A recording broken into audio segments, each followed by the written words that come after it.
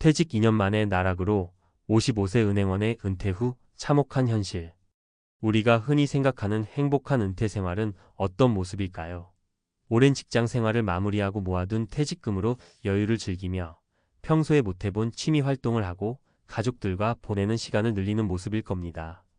그런데 현실은 생각보다 훨씬 더 혹독합니다.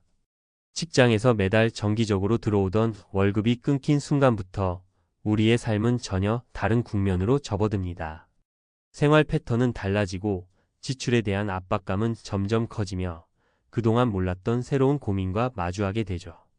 오늘은 퇴직 2년 만에 나락으로 55세 은행원의 은퇴 후 참혹한 현실이라는 이야기를 통해 누구에게나 일어날 수 있는 은퇴 후 삶의 위기와 그에 대한 대비 방법을 함께 고민해 보려고 합니다. 사람마다 직업도 다르고 가족도 다르지만 은퇴 후 맞닥뜨리는 불안과 공포는 공감하기 어렵지 않을 겁니다. 구체적인 사례를 들어보면 우리가 준비해야 할 것들을 더 선명하게 알 수 있겠죠. 1. 첫 번째 사례, 무계획의 덫에서 벗어나지 못한 A씨. A씨 55세는 30년 가까이 은행원으로 근무했습니다. 업무 성과가 좋아 퇴직 직전까지 꽤 높은 직급을 유지했고 수십 년간 성실히 일해온 덕분에 사회적으로도 꽤 인정받는 위치였어요. 문제는 퇴직의 순간이 예상보다 빨리 찾아왔다는 겁니다. 조직의 구조 조정이나 명예퇴직 권유는 흔히 있는 일이지만 막상 본인이 그 대상이 되면 마음의 준비가 잘 안 되어 있죠. A씨는 퇴직금이 꽤나 넉넉할 것이라고만 믿고 있었습니다. 하지만 막상 받아보니 생각보다 적었고 이를 불려보겠다며 무리하게 주식 투자에 뛰어들었죠. 내가 은행에서 일한 지 얼마나 됐는데 금융을 모르겠어? 하는 자만심이 가장 큰 문제가 되었습니다. 결과적으로 경제 상황이 좋지 않을 때 진입했고 단기간에 큰 수익을 노리다 보니 위험도가 높은 투자에 몰빵하게 되었어요. 퇴직하고 첫 1년은 어느 정도 버텼습니다. 그래도 은행에서 받은 퇴직금이 있으니까요. 그러나 2년 차에 접어들면서 큰 폭의 손실을 보며 한순간에 마이너스 인생으로 전락했습니다. 생활비를 충당하기 위해 대출을 받았고 그 대출이 이자, 부담으로 돌아오면서 결국 연체 위험까지 떠안게 되었죠. 무엇보다 심리적 타격이 너무 커 자신감이 바닥을 치며 은행에서 일하던 내가 이렇게 될 줄은 몰랐다라는 자책이 이어졌습니다. A씨가 전하는 교훈.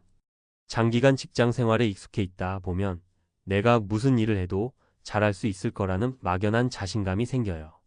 근데 은퇴 후에는 생각보다 훨씬 더 냉혹한 현실이 펼쳐집니다. 아무래도 안전장치가 없고 내가 얼마나 소비를 줄이고 어떻게 돈을 굴릴지 구체적인 플랜이 필요합니다. 2. 두 번째 사례, 무리한 창업 도전 후 흔들린 B씨. 두 번째 사례는 B씨 56세의 이야기입니다. B씨 역시 은행원 출신으로 퇴직 후 그래도 내가 사회 경험이 많은데 작은 사업 하나쯤은 해볼 수 있지 않을까? 라는 기대감으로 식당 창업에 도전했습니다. 요식업은 안정적인 수입을 기대하기 어렵다는 걸 알면서도 자신이 즐겨 찾던 음식점을 벤치마킹해 내 식당을 열어보겠다고 결정한 거죠. 처음에는 퇴직금에 개인적 대출까지 받아서 인테리어와 초기 자본을 마련했습니다. 처음부터 너무 큰 걸 바라지 말자는 마음으로 시작했는데 막상 가게를 오픈하자 장사라는 게 생각처럼 풀리지가 않았습니다. 좋은 위치를 잡지 못했고 마케팅에도 경험이 없어 초반부터 손님이 적었습니다. 가게 운영도 이론과 현실이 달라 비용은 계속 발생하는데 매출은 저조했죠. 결국 1년도 채 안 돼서 월세와 인건비, 재료비 등 고정 지출을 감당하지 못해 문을 닫게 되었습니다. 더 큰 문제는 그 과정에서 퇴직금과 대출금을 전부 소진해버린 데다 남은 것은 빚이었습니다. 가족들에게도 미안하고 자신에게도 억울한 마음에 한동안 우울감에 시달렸습니다. B씨가 전하는 교훈. 어떤 일을 해도 성공할 수 있다고 믿는 건 좋지만 창업은 한 번의 실패에도 큰 리스크가 따라옵니다. 내가 어떤 분야에 정말 전문성이 있는지, 유행이나 시장 상황은 어떤지 충분히 검토하고 그 분야에서 실제로 일해본 사람들의 조언을 들어야 했어요. 지금 다시 돌아간다면 내 자본금으로 감당할 수 있는 규모 안에서 시작할 것 같아요. 3. 세 번째 사례, 철저히 준비했지만 예기치 못한 인생 변수에 흔들린 CC. 마지막 사례는 조금 다른 경우인데 비교적 철저하게 은퇴 준비를 했음에도 불구하고 예상치 못한 변수로 어려움을 겪은 CC 55세의 이야기입니다. CC는 20대 후반부터 꾸준히 적금을 붓고 40대 중반부터는 연금보험에도 가입해 놓았습니다. 준비가 반이다라는 말처럼 퇴직 후의 삶을 일찍부터 고민해온 사람이었죠. 문제는 건강이었습니다. 50대 초반에 돌연 큰 수술을 받아야 할 일이 생겨서 병원비가 예상보다 많이 들었어요.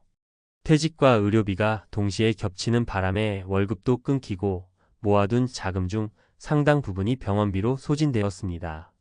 설상가상 가족 중에서도 부모님의 요양비를 지원해야 하는 상황이 오면서 지출이 눈덩이처럼 불어나기 시작했습니다. 이 정도 준비면 충분하겠지라고 여겼던 금액이 실제로는 예상치 못한 의료비와 간병비에 빠르게 소진되었습니다. 결국 모아둔 돈을 지키지 못해 퇴직 후 몇 년 안 돼서 경제적으로 쪼들리게 된 거죠. CC는 지금도 건강을 회복하기 위해 재활을 하고 있지만 당장 생활비 마련이 시급해 재취업이나 알바 자리를 알아보고 있습니다. CC가 전하는 교훈. 내가 열심히 준비를 해뒀어도 인생의 변수가 너무 많습니다. 갑작스러운 질병이나 가족 문제, 그 외 여러 돌발 상황까지.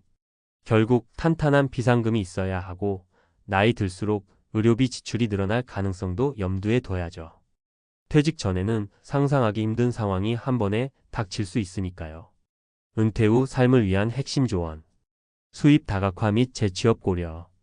퇴직 후에 가장 먼저 느끼는 건 고정 수입의 단절입니다.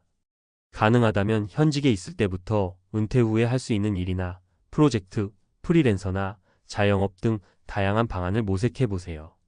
너무 낙관적으로만 바라보기보다는 시장 트렌드와 자신의 역량을 객관적으로 평가해야 합니다. 적절한 투자와 안전 자산의 분배. 은퇴 자금은 한 방에 크게 불리겠다는 유혹에 빠지기 쉽습니다. 특히 금융권에 종사했던 분들조차 자신의 현금 흐름이나 투자 성향을 오판에 실패하는 경우가 많습니다. 퇴직금은 목돈이지만 그만큼 지켜야 할 돈이기도 하죠.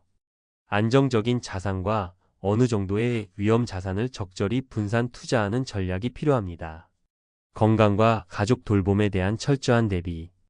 50대 중반 이후에는 건강을 비롯해 가족 간병, 부모님 요양, 자녀 교육비 등 예측하기 어려운 상황이 갑자기 찾아올 수 있습니다. 건강검진이나 보험 혹은 노후 의료비 준비를 미리 해두면 그만큼 심적 부담이 줄어듭니다. 자기개발 및 사회적 관계 유지. 직장 생활이 끝나면 어디에 속해 있다는 소속감이 사라져 외로움과 우울감을 느끼기 쉽습니다.